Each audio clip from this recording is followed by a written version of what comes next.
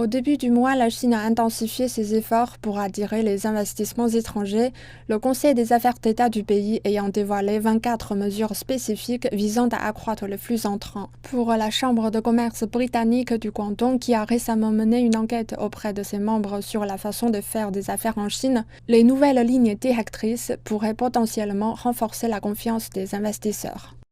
À l'échelle macroéconomique, que recherchent les entreprises britanniques lorsqu'elles reviennent faire des affaires en Chine? Et quels sont les domaines dans lesquels vous les avez vus réussir? Tout d'abord, je dirais que, d'après ces enquêtes, l'optimisme est beaucoup plus grand cette année que par le passé. Nous avons interrogé les gens à la fin de l'année 2022, puis nous avons refait l'enquête le 23 avril en raison de la réouverture.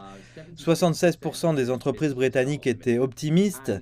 Beaucoup de gens s'intéressent à l'économie chinoise en raison de la croissance de la consommation que le gouvernement essaie de promouvoir, à l'ampleur du marché et aux opportunités qui s'offrent à nous.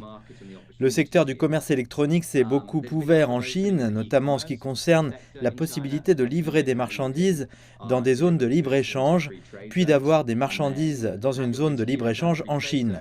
Elles sont ensuite vendues en Chine une par une. C'est quelque chose que beaucoup d'entreprises britanniques ignorent. Et je pense qu'il faut l'expliquer plus clairement. C'est possible.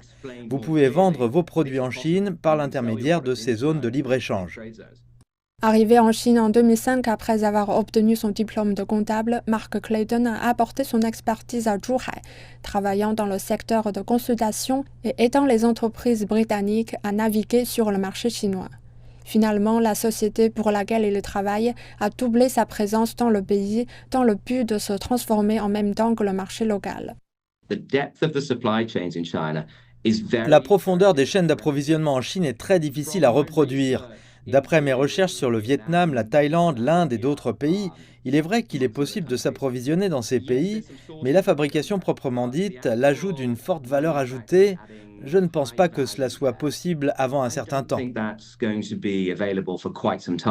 Quant aux autres entreprises britanniques, Mark Clayton estime qu'une plus grande clarté contribuerait grandement à renforcer la confiance. Ce qui ressort, c'est l'égalité des conditions de concurrence. Mais deuxièmement, il y a aussi la clarté de la réglementation.